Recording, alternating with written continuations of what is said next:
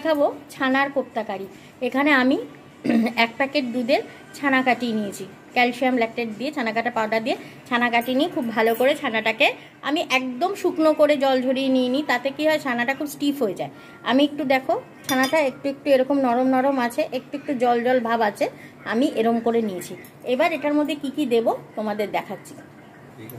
আমি এর মধ্যে মেশাবো বেসন, 2 চামচ মতো বেসন মেশাবো, কারণ ময়দা মেশালে বড্ড টাইট হয়ে যায়। 2 চামচ বেসন মেশালাম। এবার এর মধ্যে দেব 1 চামচ ধনে গুঁড়ো জিরে গুঁড়ো মিক্সড,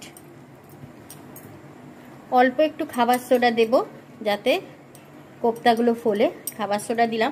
খাবার সোডার পরিমাণ কিন্তু অল্প দিতে হয়, কারণ নাহলে প্রচণ্ড তিতো হয়ে যায়। অল্প একটু লাল লঙ্কা গুঁড়ো দিলাম,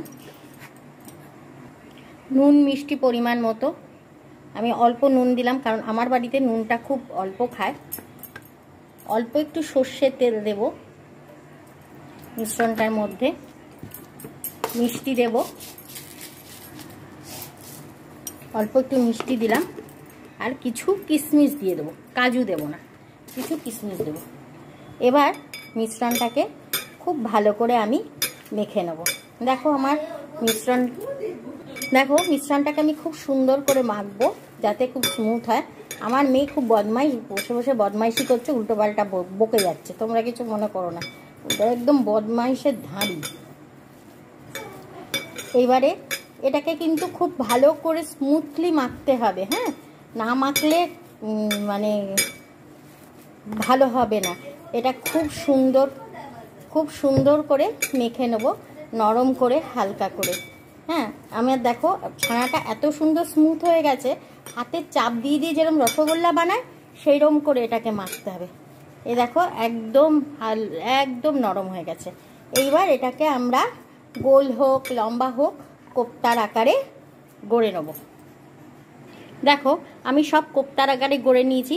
এবার এটাকে এরকম খোলাভাবে একটু টাইট হওয়ার জন্য রেখে দেবো। তো কোপ্তাগুলো বেশ টাইট হয়ে গেছে। এবার এই কোপ্তাগুলোকে আমি ভেজে নেব। দেখো আমি কড়াইয়ের মধ্যে তেল দিয়ে দিয়েছি, আমি কিন্তু সর্ষের তেলেই ভাজবো। এবার তেলটাকে খুব ভালো করে গরম করতে দেব।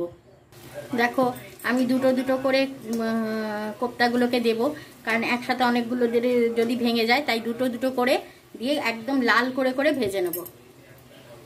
দেখো আমার কোপ্তাগুলো কি সুন্দর ভাজা হয়ে গেছে। এবারে আমি আলুটা ভেজে নেব। এই তেলের মধ্যেই আলুগুলো একদম খুব লাল করে ভেজে নেব। আলু দিয়ে দিলাম। আলুগুলোকে খুব লাল করে ভেজে নিতে হবে। দেখো আলুগুলোকেও আমি খুব ভালো করে লাল করে তুলে নিয়েছি। কড়াইয়ের মধ্যে গোটা জিরে, তেজপাতা, শুকনো লঙ্কা দিলাম।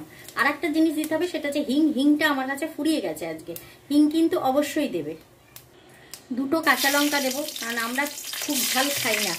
শুকনো লঙ্কা দেওয়া আছে, আদা দেবো, এই 2টো কাঁচা লঙ্কা দিলাম আর টমেটো দিলাম। এবার এটাকে খুব ভালো করে টমেটোটাকে ভালো করে ভেজে নিতে হবে।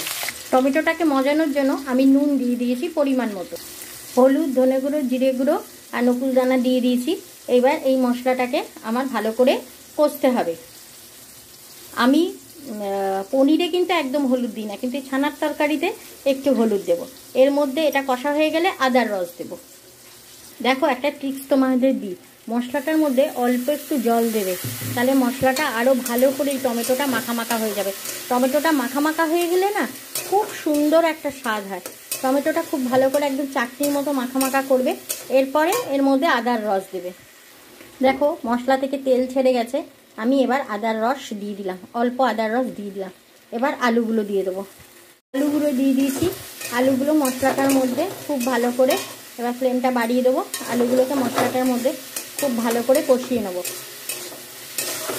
যেহেতু আমি একবেলা করব, আর আমি সুগারের রুগী, আমি আলু খাই না, তাই আলুর পরিমাণটাও কম দিয়েছি। এবার জল দিয়ে দেবো। একটু ঝোল রাখবে, কারণ নাহলে এই কোপ্তাতে সব জল টেনে নেবে। এবার একটু সিম করে দেবো। আলুটা সেদ্ধ হয়ে গেলে কোপ্তাগুলো দেব। এটা সিম করে, আলুটা সেদ্ধ হয়েই যাবে, আলুটা একটু ফুটতে থাক। কোপ্তা রেডি হয়ে গেছে। বারবারই বলছি একটু তোমরা ঝোল রাখবে, ঝোল রাখলে যেই ঠান্ডা হবে টেনে নেবে।